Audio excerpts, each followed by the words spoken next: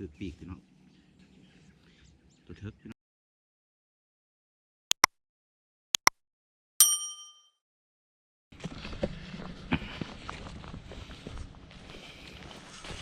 สบายดีทุกคนเลย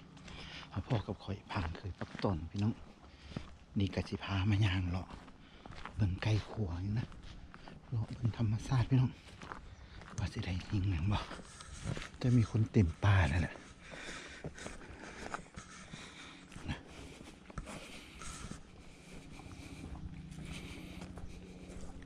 ช่องก่อนพี่น้อง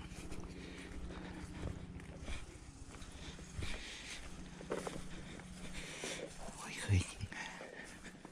เมื่อวานนี้ก็เห็นอยู่นี่ตัวหนึ่ง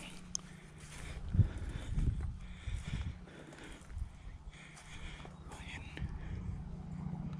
ม่เห็นไม่เห็นพี่น้องโอ้ยอากาศสีหนาวไก่ก็ไม่เห็นเคยเห็น ตื่นไก่อยู่ใน2 ตัวเนาะคอยบ่เห็นมันบินขึ้นไปเอากระบอกท่านปลาปลากระโอ้คุณอยู่ไปเบิ่งก่อน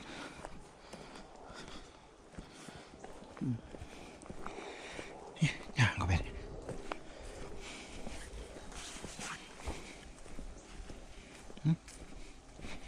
เสียงยิงทางนั้นแหละช่วงเจอไก่อะ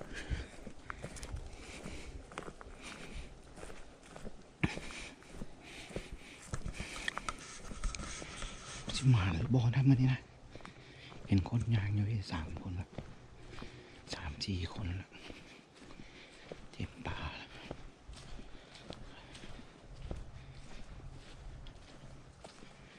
เห็นไหมเนี่ยบ่เห็นเจอ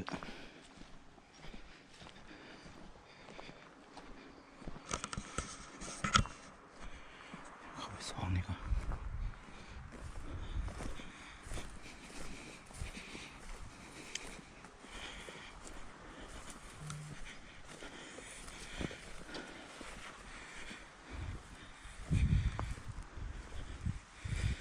เจออยู่นี่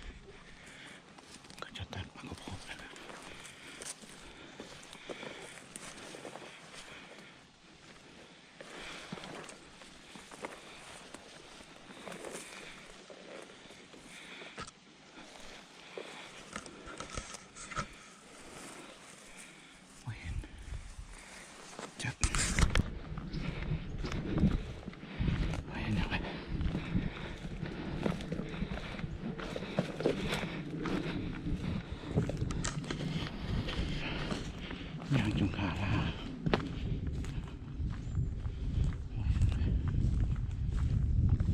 เสียย่างอยู่ดอนนั่นอีกแล้วไก่ตัวนึงครับโอ้โหโชว์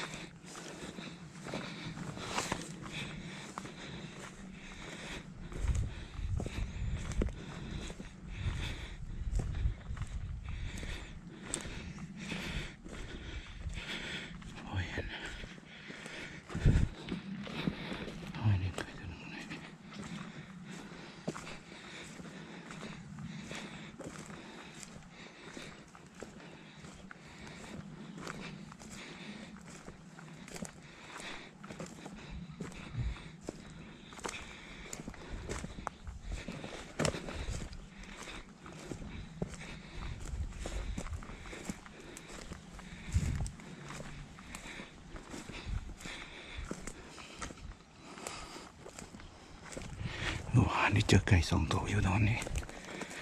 แต่เขาคือจะเอาไปบ่ได้ละคนหลายอยู่ว่าเนี่ย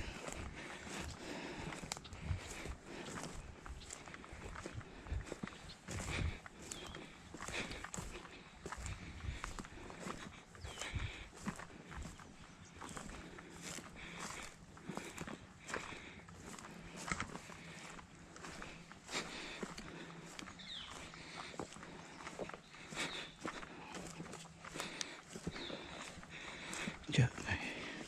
อยู่ประมาณนั้นโดนเนี่ย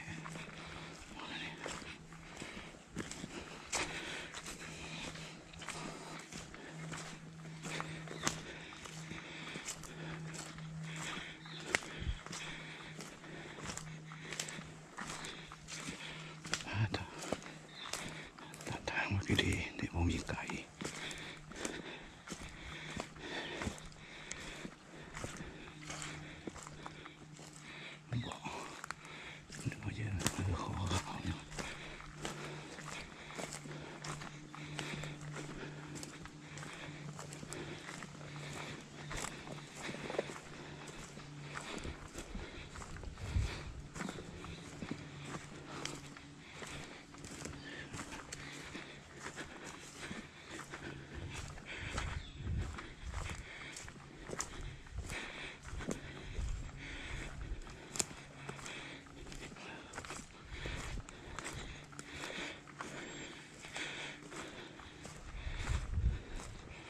โอ้ยหางนกฟังก่อนหางนกแต่ว่ามีอย่าง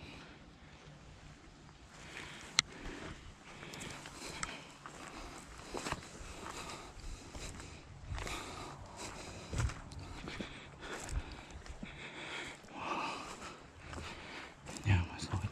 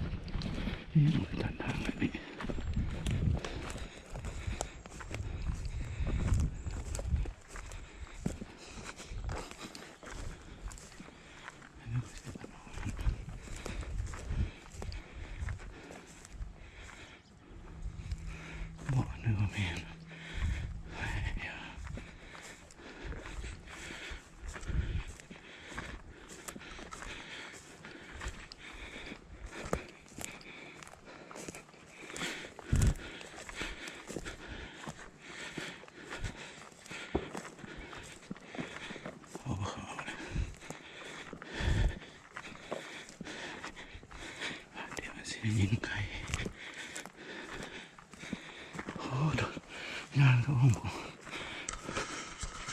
ป้าดิเราย่างขึ้นนู่นไปคุณไปคุณไปดิเราไกลขนาดไหน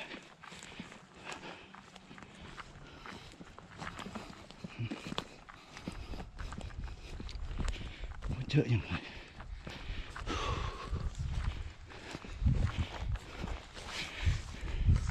ออกแล้วไม่เห็น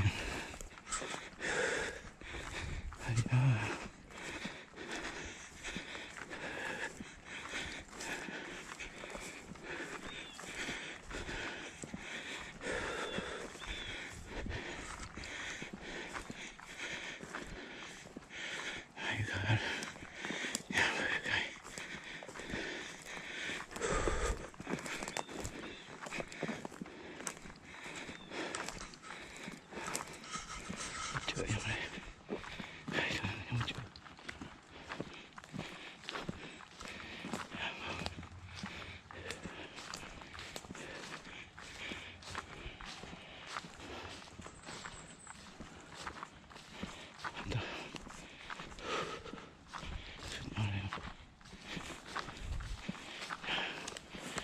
กันดานเลย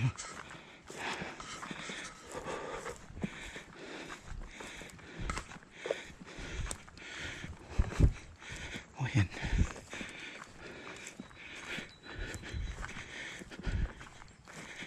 จอดรถเลย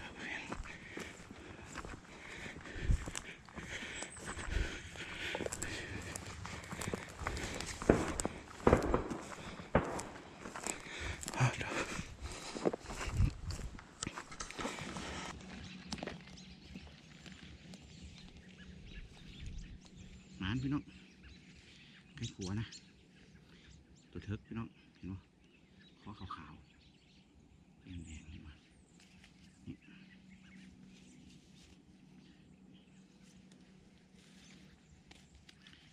ถือปีกเลยถือปีกเข้าไปนะเลยเพิ่นพอเพิ่นบินเลยเพิ่นบินขึ้นเพิ่นอยู่นี่นะเพิ่นอยู่นี่นะเพิ่นยิ่งเพิ่นค่อยเห็นเพิ่นแล้วเพิ่นเห็นคนปั๊บเพิ่นบินขึ้นเขาก็เอาไปรถนะถือปีกพี่น้องตกว่าบนรถ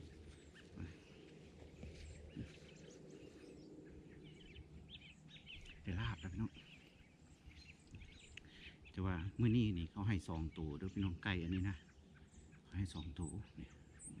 แต่ว่าได้ตัวเดียวนี่ก็ว่าถือว่าบุญแล้วพี่น้องได้ตัวเดียวนี่นะเอ้าพอกันสิใส่ถุงก่อนพี่น้องเก็บใส่ถุงมาเลยนะ